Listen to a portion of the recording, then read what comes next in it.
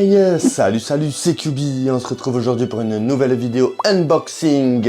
C'est la vidéo numéro 14. J'espère que vous allez bien. Alors aujourd'hui, c'est un petit peu particulier. J'ai l'impression de dire très souvent ça dans mes vidéos. Pourtant, là, c'est le cas. On va découvrir ensemble le coffret du jeu vidéo Dragon Ball Z Kakarot édition collector qui était sorti en 2020. Ça fait un petit moment qu'il est sorti. Vous l'avez déjà peut-être sûrement vu sur d'autres chaînes, mais ça fait partie de ma collection et je voulais aussi l'intégrer dans ces vidéos là. Vous savez où est-ce que je vais en venir? Ce coffret a plusieurs choses, dont une pièce, je dirais maîtresse, qui a fait que j'ai acheté ce coffret là. Donc go, c'est parti pour l'unboxing numéro 14 de ma collection.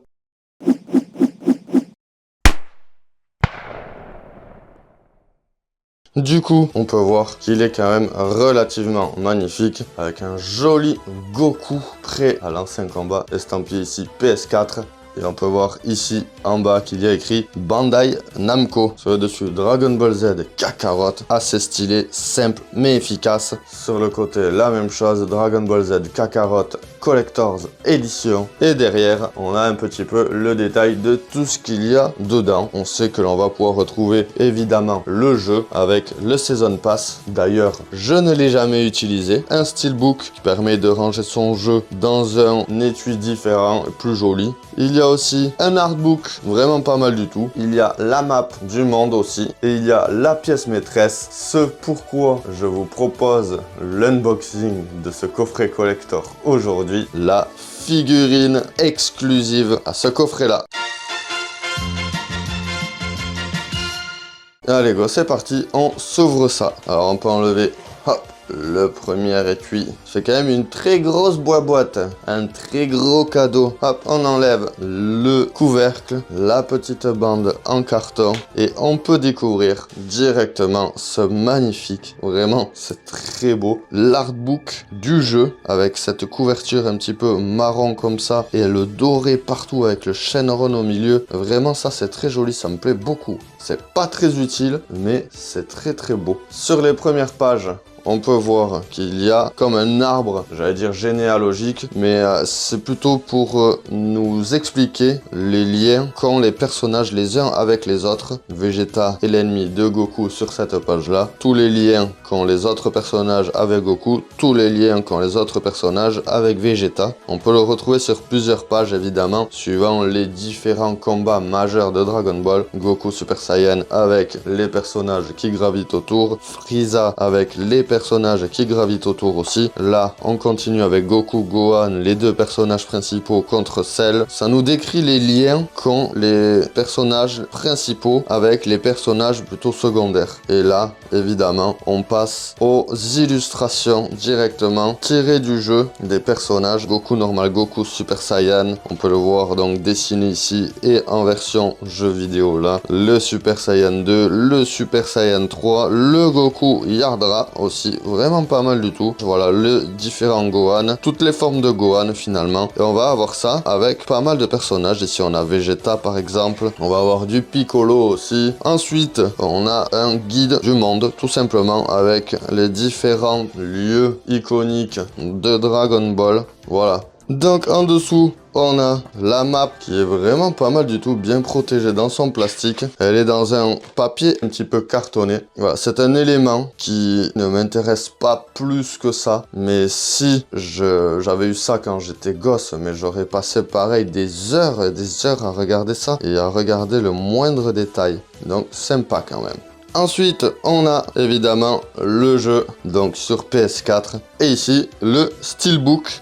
Donc, qui est prévu pour ranger le jeu à l'intérieur, que je n'ai jamais utilisé non plus. Allez, on continue, on enlève ça. Et maintenant, on arrive à ce pourquoi je voulais faire cette vidéo. Cette belle boîte orange estampillée Dragon Ball Z Kakarot elle aussi évidemment. On lui enlève la petite languette, je lui écarte les deux petites oreilles que j'appelle comme ça tout le temps. Et c'est parti pour se sortir ce diorama.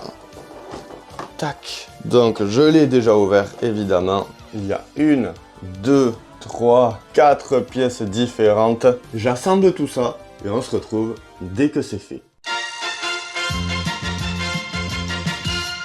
Donc voilà la pièce maîtresse de ce coffret collector du jeu Dragon Ball Z Kakarot sur PS4. Quand j'ai vu qu'un diorama comme celui-ci allait être compris dans le coffret collector, je me suis dit je le veux. C'est une idée géniale. Ça fait un peu plastique. Je n'ai pas mis mes gants aujourd'hui, ça ne sert à rien de toute manière. Elle a été exposée pendant pas mal de temps sur une étagère et du coup elle a repris un petit peu la poussière. Il va falloir que je la nettoie, que je rattrape tout ça avant de la mettre en vitrine évidemment. Donc on peut voir quand même qu'il y a un sacré effort, que ce soit dans le sculpte ou même dans la colorisation. On peut voir les petites montagnes ici qui sont un petit peu rougeâtres, un petit peu marron, les petits arbres ici assez foncés comparé à l'herbe là qui elle aussi a plusieurs texture, vraiment pas mal du tout. Ce petit diorama, il me plaît énormément. Je trouve que l'idée de mettre le Goku comme ça avec Gohan sur Kintohun et de mettre le petit dinosaure comme ça avec, je trouve que c'est une idée vraiment géniale. La réalisation est plutôt pas mal. On peut voir ici la crête un peu fine, ça fait un peu plastique, ça aurait mérité quand même quelques détails supplémentaires au moins sur les côtés comme ça. On peut voir aussi quelques jointures par exemple ici au niveau de la patte arrière du dinosaure.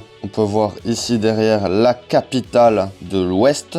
La petite maison de Bulma, Capsule Corporation, on la reconnaît ici. L'océan derrière, les petits nuages dans le fond. Non, ce diorama est vraiment sympathique. Le Goku et le Gohan sont quand même vraiment pas mal. J'aime beaucoup leur visage, relativement bien détaillé avec le petit Doggy comme ça et l'insigne là à côté. La petite Dragon Ball avec les 4 petites étoiles dessus, un petit peu même transparentes. Même les doigts sont quand même relativement bien détaillés avec les phalanges et tout, les petits ongles. Regardez ici le pli dans la patte du dinosaure. C'est vraiment cool. La petite île ici, les petites maisons là-bas derrière. On peut voir que l'herbe ici n'a pas la même couleur que l'herbe de là à côté. On peut voir ici qu'il y a des jointures, comme si ça avait été collé les uns par-dessus les autres au plastique de base. Il y a des nuances de couleurs, c'est un petit peu plus clair ici sur le ventre du dinosaure que sur le côté et le dessus. Regardez les yeux du dinosaure qui sont quand même assez détaillés. La langue aussi, qui a des petits points un petit peu partout. La petite grotte ici. La traînée de Kintohun aussi, ça c'est vraiment hyper bien trouvé.